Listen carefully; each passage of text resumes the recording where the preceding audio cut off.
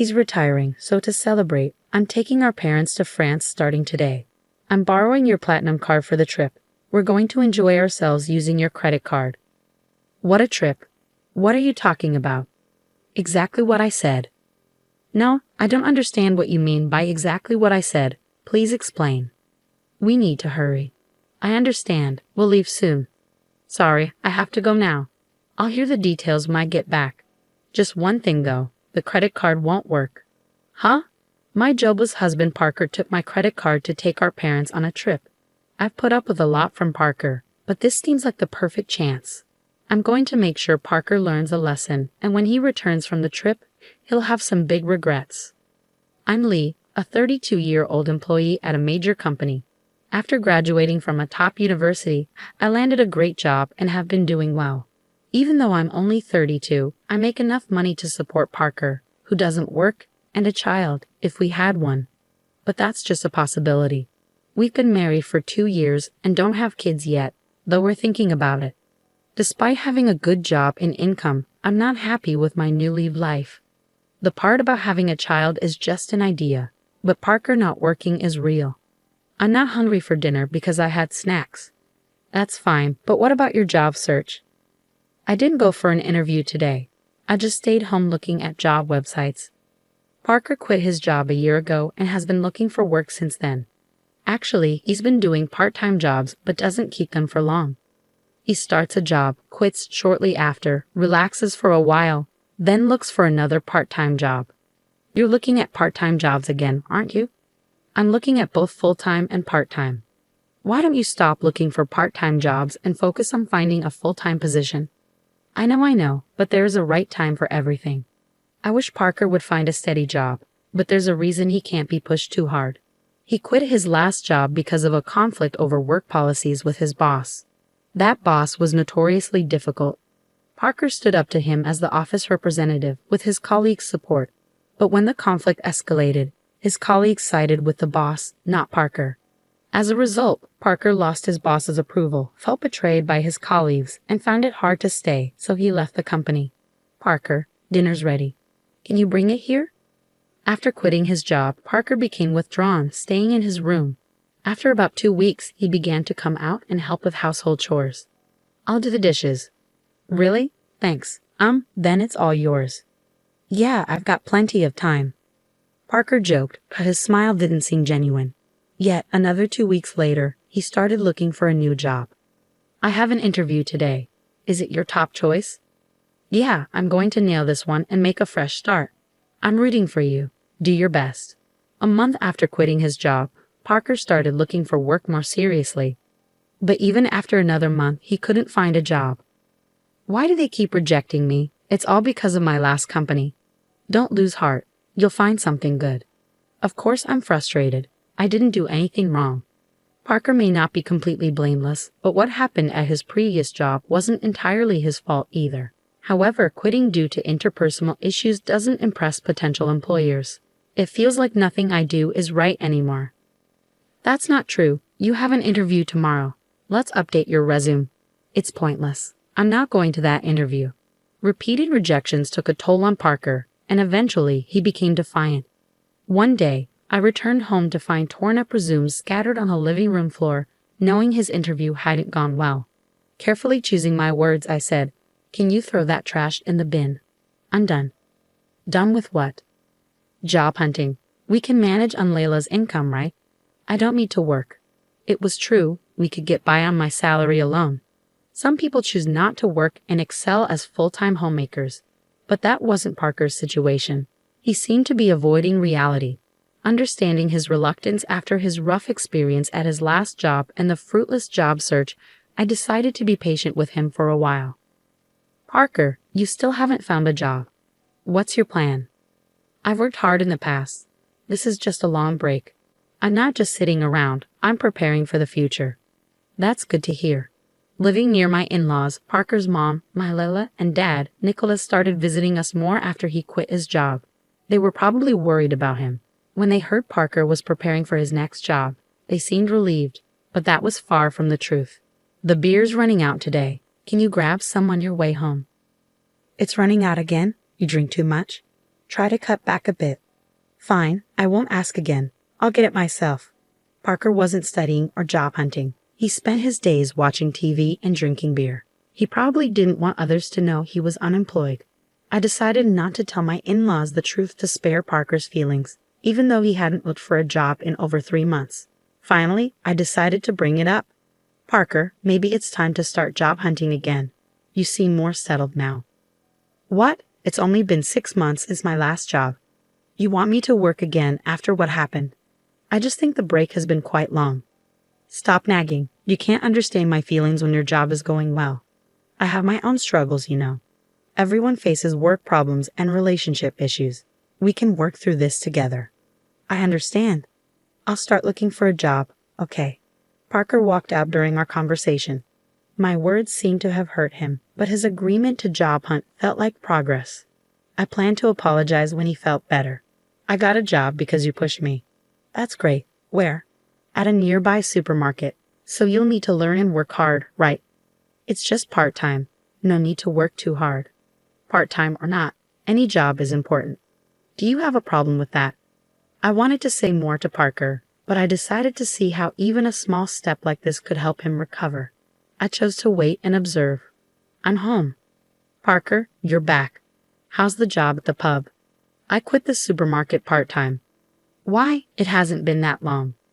A college student there was being bossy, always telling me to put the vegetable boxes at the bottom in storage. It felt like harassment. That student was probably just showing Parker how to do the job. In any workplace, even a college student might be more experienced. Parker kept finding and quitting jobs, unable to stick with any. So Parker hasn't been able to keep a job for long, and it's already been a year.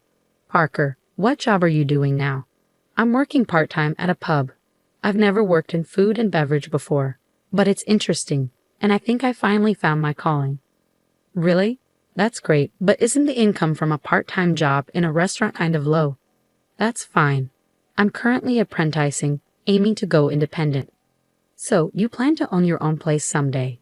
Exactly. The income's small now, but I'm working hard towards my goal. Then take this. Treat yourself to something nice for once. Parker still puts on a good show in front of his parents, but as always, it's all lies. He quit the pub job 3 days after this conversation, deceiving everyone and even taking allowance from his parents. This time, I couldn't help but feel disappointed in my husband, so I decided to be firmer than before. Hey, Parker. Later, please. I'm at a good part in the movie. You can pause it. I grabbed the remote control from the table, paused the movie, and started a conversation. It's frustrating when you pause at the best part. What is it? Parker, you're 35 now, right? You know that's prime working age. Don't you think about the future? Spending all day at home, drinking, and just watching TV. The future? There are plenty of 35-year-olds not working. Many people enjoy life without a job. True, work isn't everything, but those people have something else they're dedicated to. Do you have something like that? Yeah. I know you're upset about me not working. I'll look for another part-time job. Parker seems set on only working part-time. Considering his reasons for leaving his job and his struggles with job hunting, I've been careful not to upset him. But it's time for Parker to get back on track. I need to be firmer. One day at work, I received a text from Parker. Dad's retiring, so we're going to France to celebrate starting today. I'm borrowing your platinum card. We're going to enjoy ourselves on your credit card. I panicked and called him immediately. What do you mean, a trip? Just what I said. I don't understand. Just what I said. Please explain. There are so many things wrong here. It's okay to celebrate Nicholas's retirement, but Parker should have talked to me before using my money and borrowing my credit card. More like taking without asking. And why am I paying for a trip to France that I'm not even going on? Parker probably told his parents he paid for it from his savings, my credit card. Just thinking about it makes me so angry, but one thing Parker said stands out. You mentioned borrowing a credit card. Do you mean the one from our house? Yeah, why? I do have a platinum card. Some people think you need a high income for it, but that's not true. Credit history, stable income, and other factors matter, and you can get one in your 30s. It has a high annual fee, but I use it for the benefits and points. However, that credit card is in my wallet. So you took the credit card from home? Yeah, so I'm counting on you for the payment. Parker, excited about his trip to France, spoke to me in a challenging tone. I've been patient with Parker for a long time, but now it seems like the right moment to take action. Parker thinks he's smart for taking my credit card and acting cheerful about it, but he's about to realize otherwise. What are you waiting for? We need to leave. Got it. Sorry, I have to go now. I'll hear the details when I get back. Just one more thing. That credit card you took won't work. What? That can't be right. It's under Lila's name, and it expires this month. It's close, but it shouldn't be an issue. You're lying, right, Lila? You're lying to stop me from using the card, aren't you? That's such an obvious lie. Yes, it does expire this month. That's why I've already received a new credit card. What does that mean? So I have 2 credit cards to use now. Sometimes, when a new card is activated, the old one stops working. I've already started using the new card, so the one you took won't work. What? Are you kidding me? You think I'm lying. If you don't believe me, I can send you the URL to the credit card website, or you can just try using the card. It would be funny to see you try to pay with a card that doesn't work. This credit card really won't work. Hey, hurry up. I hear his parents calling him in the background, but Parker, realizing the credit card won't work, seems too flustered to respond to them. What should I do? I told them I pay for everything except the round-trip travel. Oh, they covered the flight? Yes, Dad felt bad about covering all the trip costs. What should I do? I'm about to take a cab, and I don't even have money for that. That's not my problem. You said you would pay for everything except the flight. Using my credit card in the first place was wrong. You should pay with your own money. How can I? I don't have any money right now, Parker. You haven't been taking work seriously. It's your fault for trying to impress. Taking your parents on a trip without any money. I'm at work, so I have to hang up now. I just wanted to tell you about the credit card. Wait. I hung up and returned to work. Parker, unable to pay for even the cab, would have to come clean with his parents. That evening, after I finished work, I received a call from my Leila. I heard from Parker. He tried to use your credit card and lied about working. I'm sorry for the trouble. No, don't apologize, my Leila. I'm sorry for the inconvenience with the credit card. Are you okay with the money? We'll cover the cost of this trip when we return. I'll make sure Parker apologizes and starts looking for a job immediately.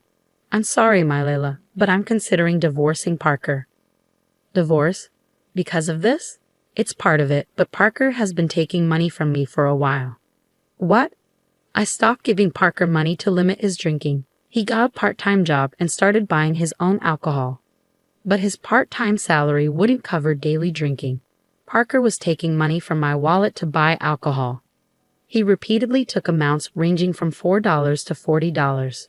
Over a year, the total became significant. I hadn't been tough on Parker, hoping he would change, but when he took my credit card for his trip, it wasn't just about $42 anymore. This increase in what he took made me believe he had no intention of changing. I understand. Should I inform Parker about the divorce? Could you just tell him I want a divorce? We'll discuss the rest when he gets home. About an hour later, the next morning after my conversation with my Leila, Parker called. He must have learned about the divorce from my Leila, though I had asked her to wait until he returned to discuss it. Feeling drained, I chose not to answer his call. When I returned home from work that evening, I found Parker already there. He had cut his trip short. I'll start working seriously now. Please don't leave me, he pleaded as soon as I entered the living room. Seeing Parker, he'd immediately apologized. His remorse seemed genuine, but it came too late. He had a whole year to change, yet he was asking for another chance now. Despite my repeated warnings, he had wasted every opportunity. I'm not going to give Parker another chance because he gave up on me. My decision is final. Can you leave? Please don't say that. If you won't leave, should I move out? Only if you can afford the rent here. Parker fell silent. He didn't even have the money for next month's rent, let alone any income. My words and the reality of the impending divorce seemed to sink in for him. With nothing to take, Parker appeared to leave the house, likely heading to his parents' place. I briefly considered asking if he had money for transportation, but Parker isn't a child. He should handle his own affairs. Sadly, I watched him go. After leaving our house, Parker went to his parents' home. Later, I received a call from my Leila. They allowed Parker to stay for one night but asked him to leave the next day. They were concerned he might become too dependent on them if he stayed longer. It must have been tough for them as parents to make this decision, but they felt it was necessary for Parker's sake. Cast out by his parents, Parker returned to our house, pleading with me. "Please help me. I've got nowhere to go and no money." That's the result of your own actions. You need to handle this yourself. Everyone faces difficulties, and while it's okay to seek help sometimes, all you've done in the past year is neglect your responsibilities and do as you please. I didn't allow Parker into the house and turned him away from the doorstep. The divorce eventually went through. Parker was hesitant, but with his parents' support, it happened faster than expected. I'm not sure what happened to Parker afterward, but he's likely still moving from job to job and making excuses. I thought I would feel lonely without Parker, but I didn't. His attitude had been stressful, and I was always careful not to upset him. No longer needing to accommodate him, I've been living more comfortably. Unconsciously, our life together was a burden. I'm relieved I didn't let myself get dragged down with him. Now, I can live without having to cater to anyone else.